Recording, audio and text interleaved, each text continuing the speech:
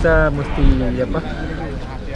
merekrutmen ya anggota-anggota yang telah dilatih dulu di Paraguay dan juga persiapkan anak-anak yang ada berbakat supaya kita perkuat di sepak bola di Aceh.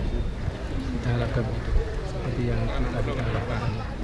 Siap, makasih Pak. Pak, ada ke depan Pak, ini kan Pak pertama mulai Kemang Cup. Ke depan mungkin ada agenda baru ataupun pertandingan yang lebih banyak lagi diikuti oleh peserta. Ya, kita usahakan begitu. Ada beberapa banyak kegiatan-kegiatan yang akan kita mengadakan di sepak bola kita.